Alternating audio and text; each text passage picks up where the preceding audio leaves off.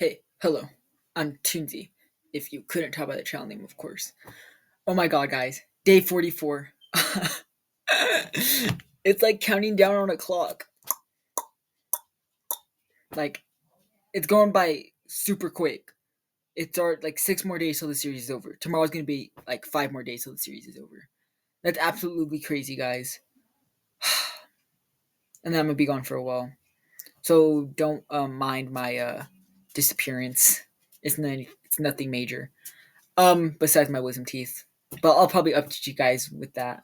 Actually, maybe I'll upload a video about that. Like that'll be like my last video, and then I'll take a break. Um, but yeah, like maybe it'll be a little. Wait, that'll be so cool.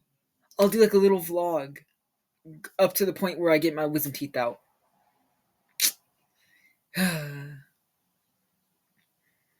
Like I do that way. Hold up, I might. Anyways, today's freaking state is Utah. That's how you know we're almost over. We're getting to the U's. That's crazy. Um, and yeah, today's song of the day is "See You Soon" by Wisp. The genre is shoegaze. I really love shoegaze. Shoegaze is very W. And so is Wisp. Wisp is a very good artist. W Wisp, upcoming shoegaze artist. Um, and yeah, Utah today. And yeah, day 44. Let's get freaking started. Rephrasing myself, freaking Utah today. Uh, that's a state that's nearby mine. Um, and yeah, today's crime scene is about the hi-fi murders. Apparently, this one's very famous. First time hearing about this one. Um, Never heard of this one before until now. Well, until when I was like doing my research on it and like getting this whole series up. Um, and yeah, this one seems pretty interesting. Well, it's kind of violent. It is violent, actually. It's very gruesome, but yeah. Also, gruesome is a very new vocabulary that got added to my bank. Vocabulary bank. Boom. Um, I'm like phase adapt using crazy words. They're acting like I'm illiterate or something. I'm mad literate. I know a bunch of big words. A bunch of big words. Manufacture. Perpendicular. I can keep going if I want to. I'm going to end it right there. Anyways, let's get started.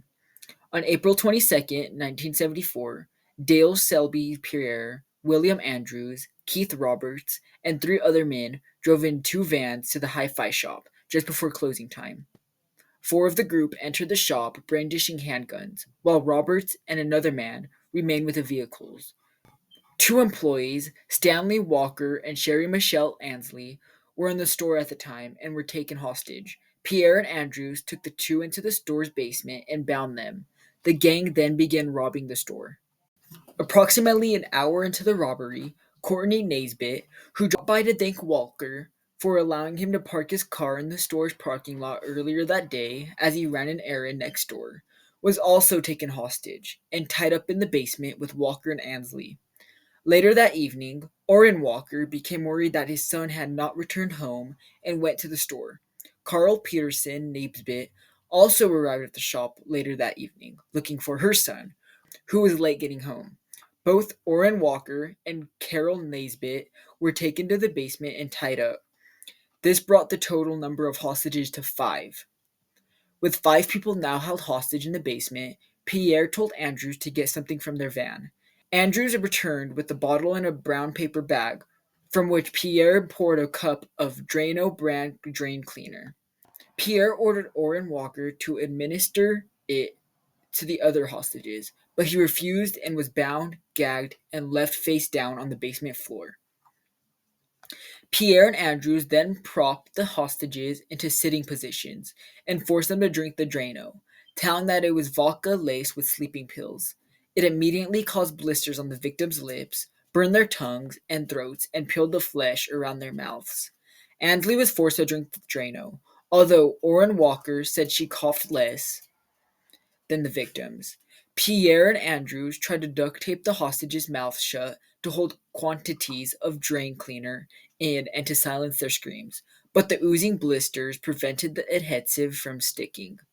Orrin Walker was the last to be given the Drano, But seeing what was happening to the other hostages, he allowed it to pour out of his mouth and then mimic the convulsions and screams of his son and other hostages. Pierre became angry because the deaths were taking too long and were too loud and messy, so he shot Carol and Courtney Naisbitt in the backs of their heads, killing Carol but leaving Courtney alive. Pierre then shot at Orrin Walker but missed. He fatally shot Stanley Walker before again shooting at Orrin, this time grazing the back of his head. Pierre took Ansley to the far corner of the basement, forced her at gunpoint to remove her clothes, and then repeatedly raped her after telling Andrew to leave for 30 minutes. Afterward, he allowed her to use the bathroom while he watched, then dragged her, still naked, back to the other hostages, threw her on her face, and fatally shot her in the back of the head.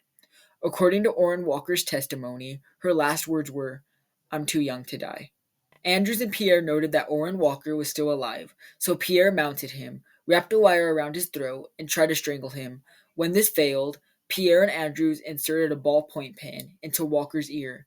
Pierre stomped it until it punctured his eardrum, broke, and exited his throat. Pierre and Andrews went upstairs, finished loading equipment into their van, and left. The bodies were discovered almost 3 hours later, when Orrin's wife and son came to the store looking for them.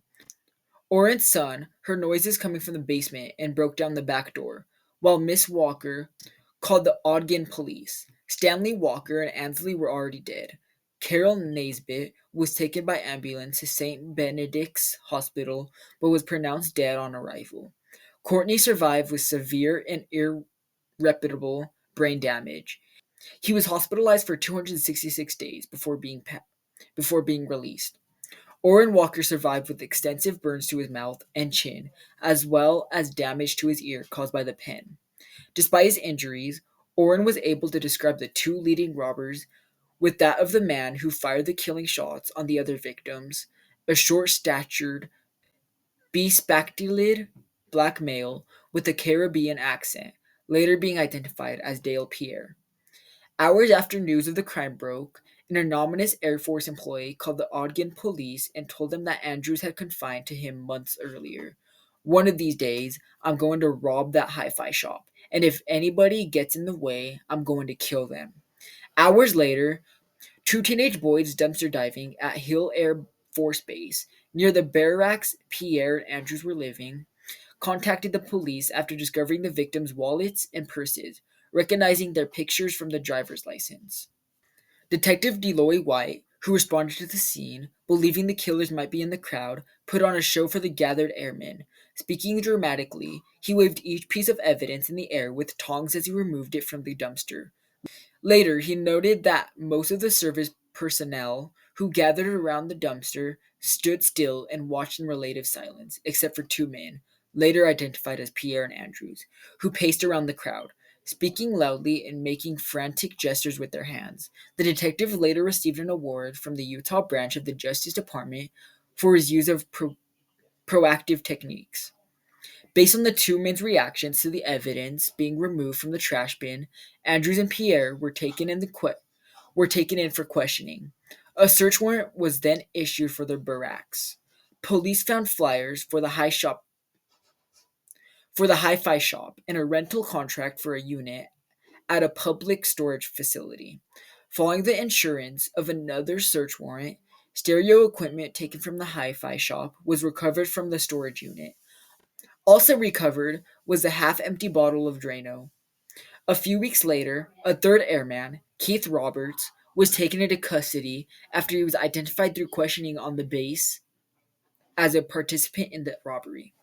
The joint trial of Pierre, Andrews, and Roberts for first-degree murder and robbery began on October 15, 1974, in Farmington.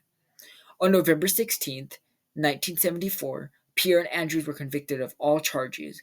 Roberts was convicted only of robbery. 4 days later, Pierre and Andrews were sentenced to death. Roberts was sentenced to 5 years to life imprisonment and was paroled in 1987. During the trial, it was revealed that Pierre and Andrews had robbed the store with the intent of killing anyone they encountered, and, in the months prior, had been looking for ways to commit their murders quietly and cleanly. The two then repeatedly watched the film Magnum Force, in which a prostitute is forced to drink Drano and is shown immediately dropping dead. Pierre and Andrews decided that this would be a perfect method of murder and decided to use it in their crime. Orrin Walker was a star witness for the prosecution. Due to his amnesia, Courtney Naisbitt was unable to testify. His father, Byron Hunter Naisbitt, did testify. The official police report stated that 6 men driving 2 vans committed the robbery. Roberts and another man remained with the cars, and 2 others loaded the vans, while Pierre and Andrews tortured and killed the victims. However, detectives only had enough evidence to convict Pierre, Andrews, and Roberts. Ogden Police Department officer DeLay White, who was the detective when he worked the case, observed Andrews was the brains behind the whole deal, the one who organized it. Pierre was the enforcer. Andrews would corroborate White's statement in an interview with KUTV before his execution in 1992, admitting that he targeted the store after becoming acquainted with Stanley Walker a few months prior to the robbery, and blaming solely Pierre for the excessive violence leading up to the killings. Y'all see what I mean now when I say that one's a crazy one? Yeah, pretty gruesome, am I right? Um, this one's absolutely crazy, and like, oh my god, I'm glad they got caught, and they're serving justice. They're serving sentences. I mean, and yeah, this one's absolutely crazy. Never heard of this one until I started doing this series. I started writing everything out and stuff. And yeah, that's the end of today's video, though. This one's a pretty mid decent one, like long wise. I mean, like duration wise. Um, I was expecting it to be longer, but I don't want it to be longer, guys. So I'm not gonna yap that much. But that's the end of today's video. Thank you guys so much for watching. I hope you guys enjoyed today's video. And this series so far. And I'll see you guys in the next one. Bye.